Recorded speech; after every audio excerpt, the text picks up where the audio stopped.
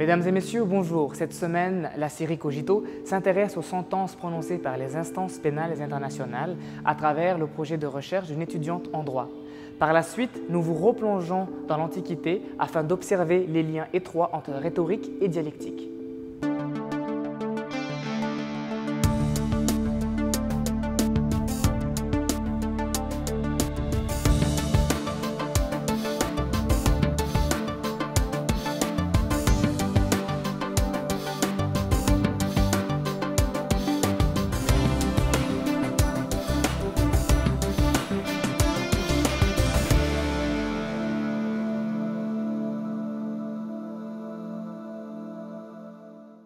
Une branche relativement récente du droit international intéresse particulièrement Edith Farah et Lassalle, le droit pénal international.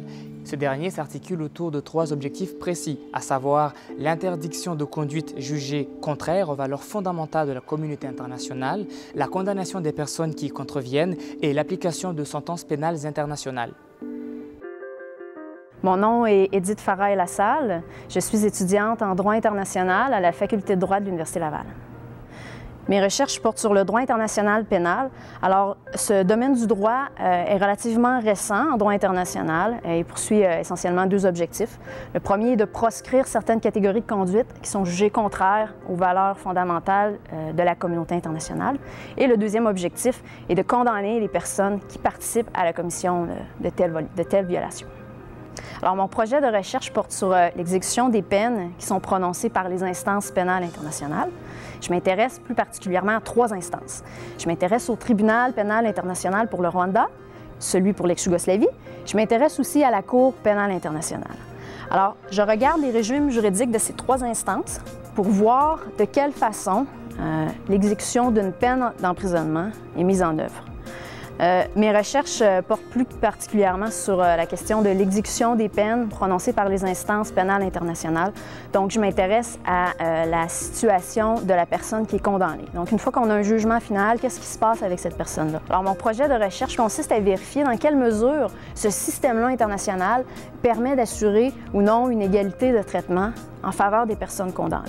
Alors, cette question de recherche soulève trois sous-questions, si on veut. La première concerne la façon dont un État va être désigné pour accueillir un condamné. Donc, c'est sûr que l'État, initialement, doit manifester son intérêt pour accueillir une personne, puis par la suite, le tribunal international va désigner un État pour accueillir une personne spécifique. Ensuite, l'autre question qui se pose, c'est celle des conditions de détention. Une fois qu'on a désigné l'État, une fois que la personne a été transférée, comment se passe l'incarcération quotidienne de cette personne? Quelles sont les conditions de détention? Et le troisième élément concerne une éventuelle remise en liberté. Ces personnes-là sont condamnées parfois à la prison à vie, parfois à des termes fixes. Comment se passe? Est-ce que des remises en liberté sont possibles? Et comment sont-elles enclenchées, si on veut? Ce qui m'a conduit à poursuivre des études à la maîtrise, c'est vraiment dans le cadre de mon stage en cabinet. Donc, à la suite de mon baccalauréat, j'ai fait les examens du barreau et j'ai obtenu un stage dans un cabinet à Québec. Alors, c'est vraiment dans le cadre de ce stage-là que ma passion pour les droits humains s'est développée. On nous a confié, aux stagiaires, on a confié un mandat d'Avocats sans frontières qui consistait à préparer une mission en Haïti. Et puis, on nous a dit que le temps qu'on consacrait à cette mission-là, c'était du pro bono. Alors, idéalement, ça devait être lorsqu'on a du temps et en fin de semaine, le vendredi après-midi. Puis finalement, au fil des semaines, c'est vraiment ces moments-là qui me passionnaient beaucoup, qui ont été très révélateurs pour moi.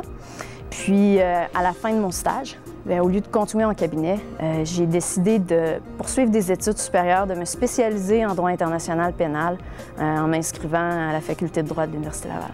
J'ai choisi ce sujet de recherche à cause d'une note de bas de page.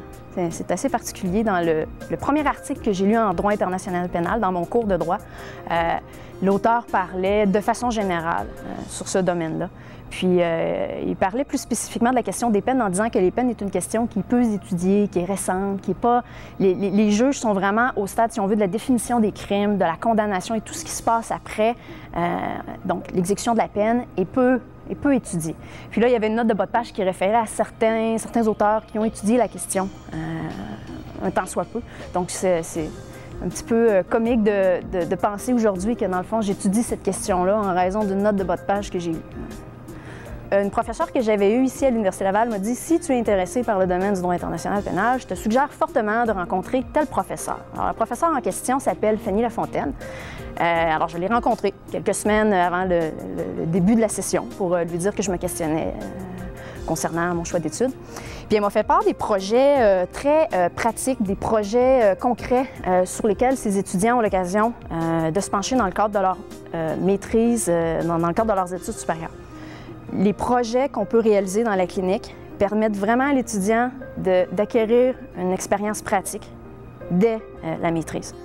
Alors, la clinique de droit international pénal humanitaire, on l'a fondée en 2008. Au départ, c'était assez petit. L'idée, c'était de jumeler des étudiants qui étudient ici à l'Université Laval, soit au baccalauréat, à la maîtrise ou au doctorat, avec des professionnels, des avocats qui travaillent dans des dossiers internationaux en matière de droits humains. Donc, on a vraiment au départ travaillé, et encore aujourd'hui, avec les institutions internationales pénales, comme Edith a travaillé à la Cour pénale internationale, avec le tribunal pénal pour le Rwanda et, bon, d'autres tribunaux, mais aussi avec des organisations de défense des droits des victimes, donc notamment Avocats sans frontières et plusieurs autres. Donc, les étudiants travaillent, mettent en pratique les connaissances théoriques qu'ils ont apprises avec les victimes, mais aussi avec des criminels de guerre allégués, et donc apprennent un petit peu aussi ce que c'est la présomption d'innocence. Les activités de la clinique permettent d'acquérir des connaissances théoriques, mais permettent surtout et peut-être même avant tout d'acquérir une expérience clinique, une expérience pratique. Pour être un bon chercheur ou un bon praticien en droit international, les premières qualités requises, avant tout, il faut être curieux. Il faut être curieux de nature. Il faut aussi être très créatif parce que c'est un domaine qui est relativement jeune. Le droit international pénal est une branche très récente du droit international. Donc, on a un grand espace de liberté dans nos recherches, dans ce qu'on peut proposer.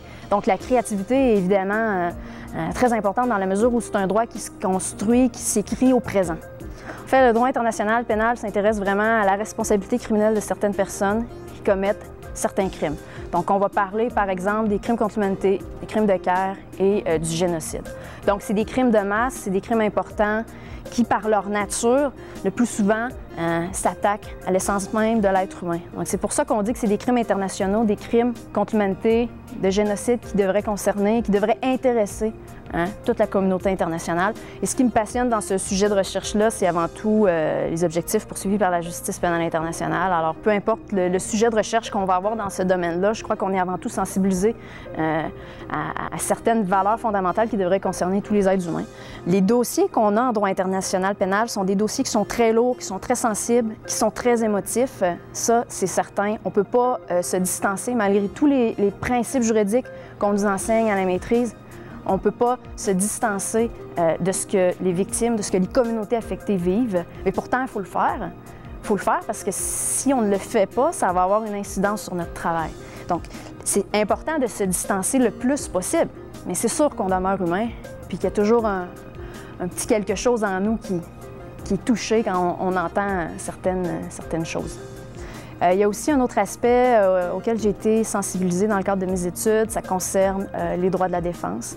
Les crimes sont tellement graves qu'on en oublie souvent que la personne est présumée innocente jusqu'à preuve du contraire.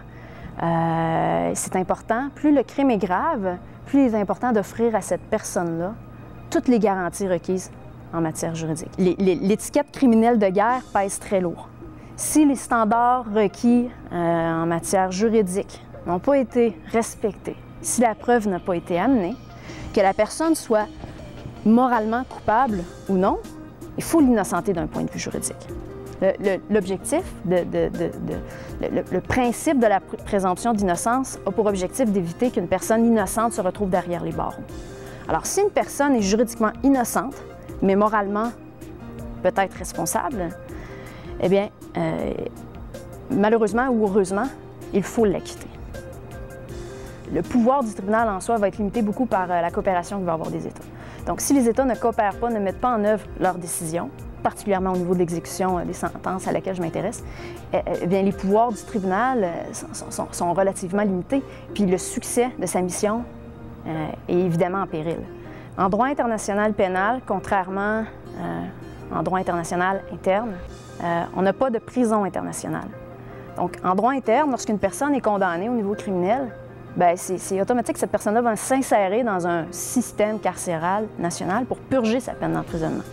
Au niveau international, il n'y en a pas de prison. Alors, on s'appuie sur la coopération des États pour mettre en œuvre les peines d'emprisonnement.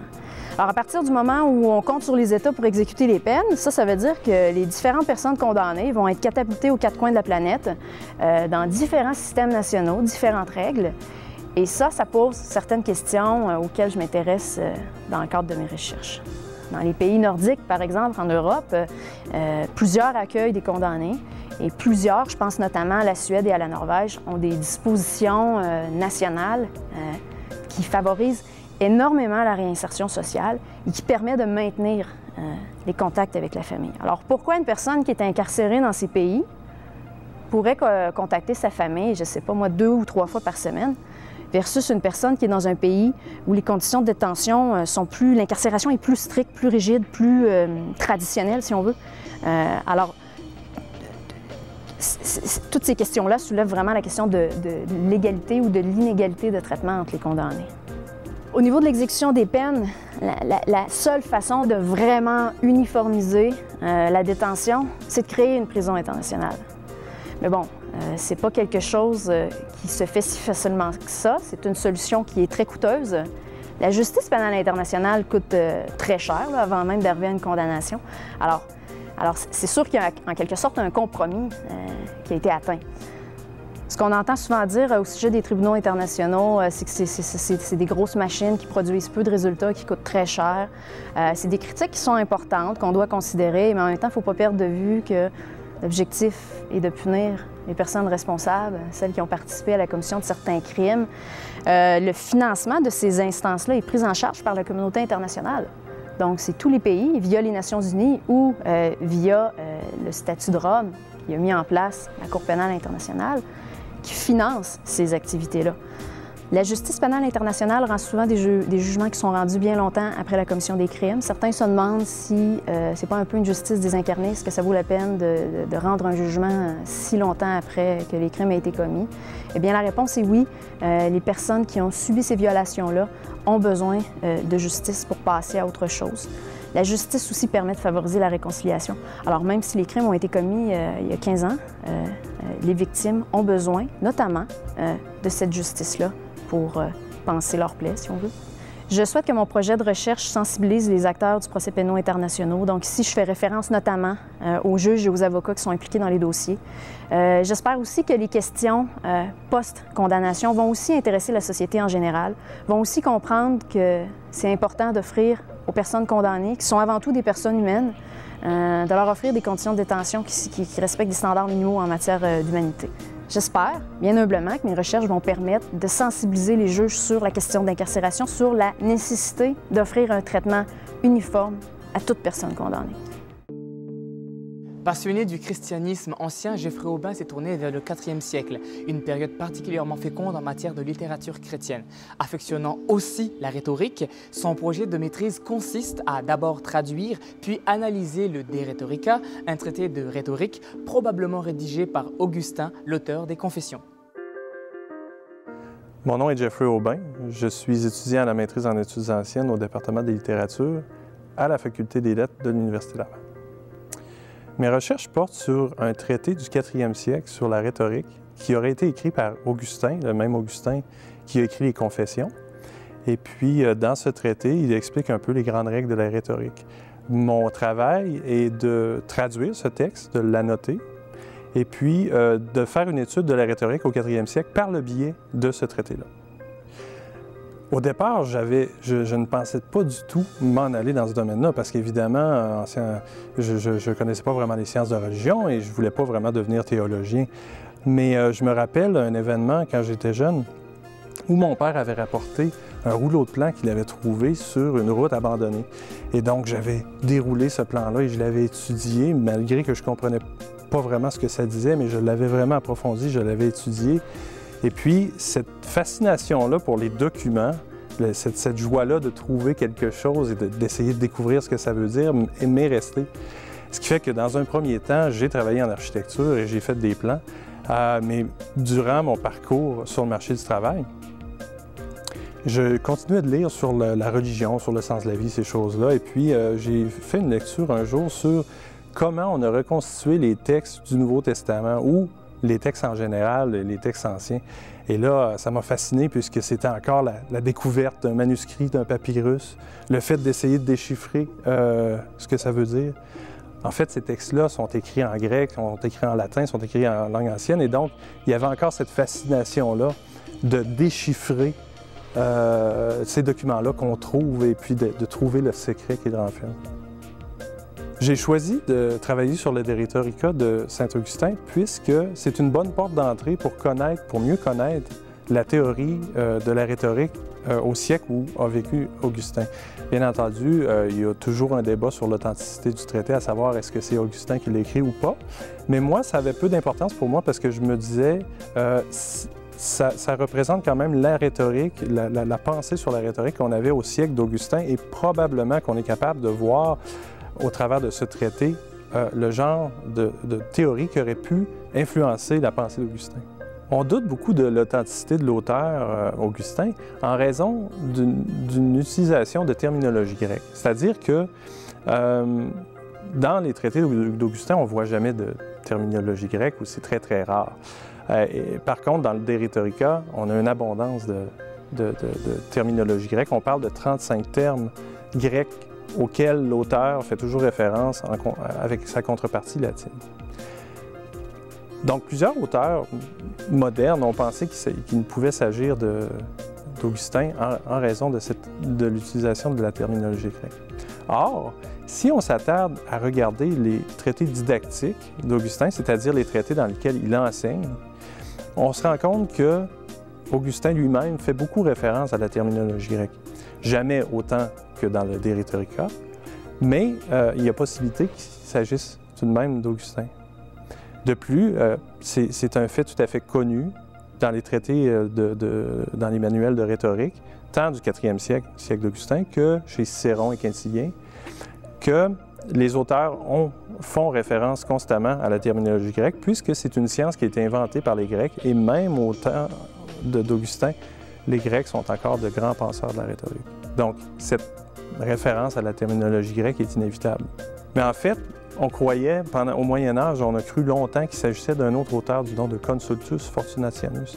Et donc, on a trouvé des manuscrits qui portaient le nom d'Augustin et d'autres qui ne le portaient pas, mais on peut maintenant dire qu'il s'agit d'un texte d'Augustin, puisque c'est impossible qu'il s'agisse de Consultus Fortunatianus lorsqu'on compare les deux textes.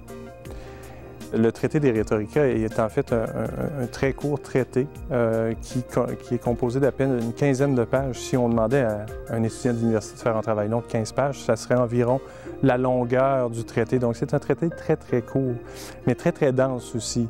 Et ce traité représente une nouvelle approche qui s'écarte de ce qu'on a connu auparavant. Une des composantes de mon projet de recherche est la traduction du De Rhetorica d'Augustin, c'est-à-dire son traité sur la rhétorique.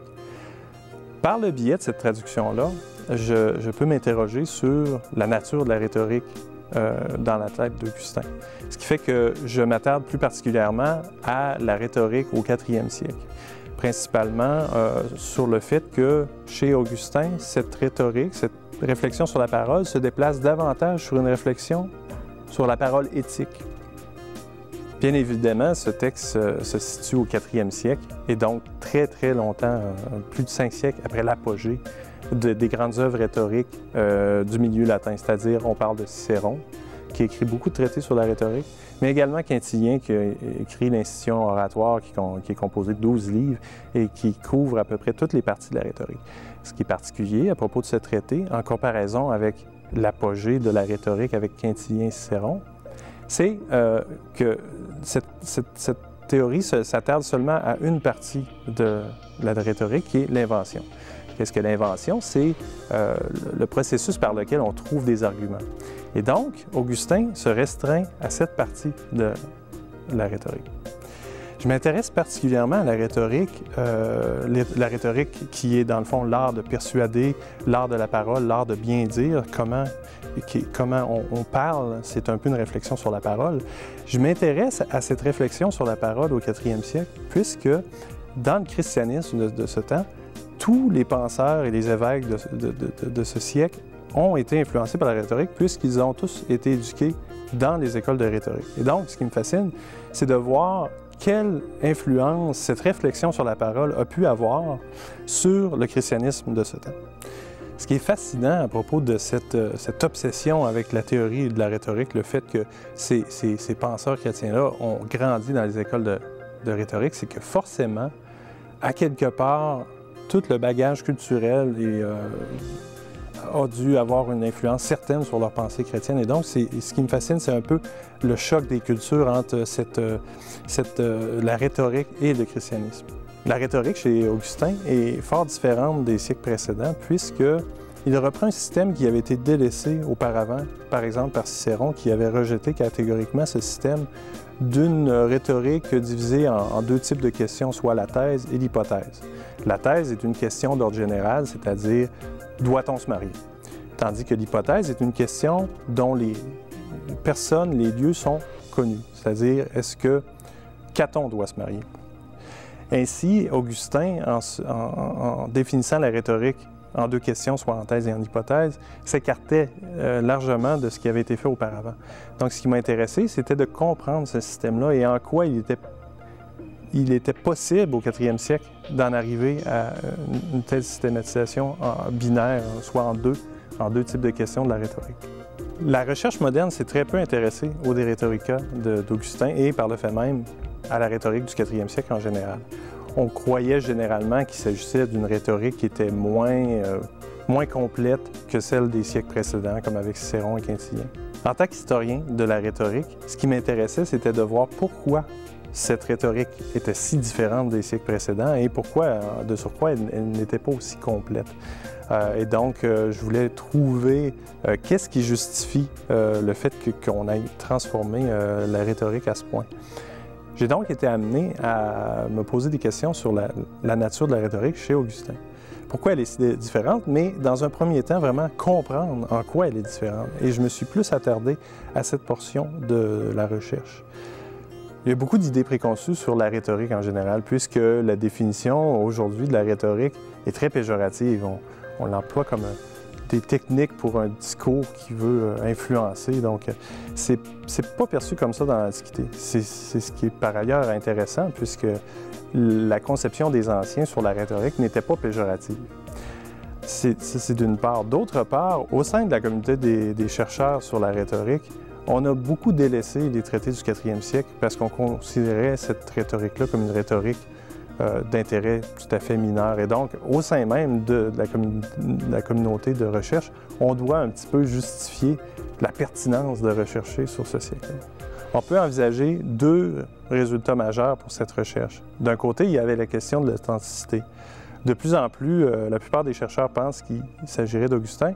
Mes recherches vont prouver qu'on ne peut pas rejeter l'authenticité du traité sur la base de l'utilisation de la terminologie grecque. De plus, mes recherches vont aider à faire le rapprochement entre une notion de rhétorique très peu connue, du nom d'intellectio, qui est présente seulement chez 3 auteurs de l'Antiquité, c'est-à-dire Sulpicius Victor, Augustin et le pseudo-Augustin.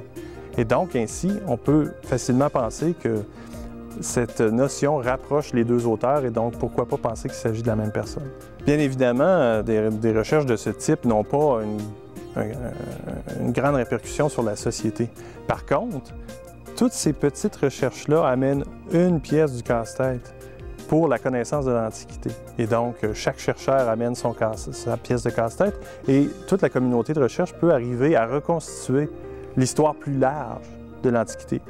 Cette histoire de l'Antiquité, cette réflexion sur la parole, sur les anciens, est essentielle puisqu'elle a contribué à forger l'identité des sociétés en Occident.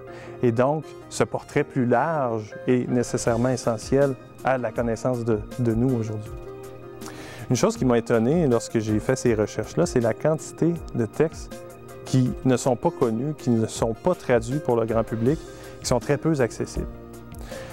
Évidemment, tous ces textes-là renferment une richesse, une connaissance auxquelles on n'a pas accès du fait qu'ils ne sont pas traduits.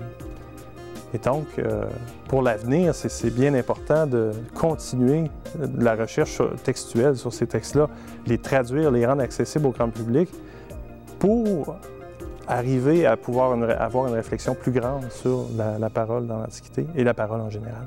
L'Antiquité n'a vraiment pas cessé de donner des secrets. Chaque année, il y a des découvertes, évidemment, en archéologie. C'est une science qui est, somme toute, assez jeune. On la pratique depuis le 19e siècle et on déterre chaque année de nouvelles choses qui nous renseignent davantage sur l'Antiquité.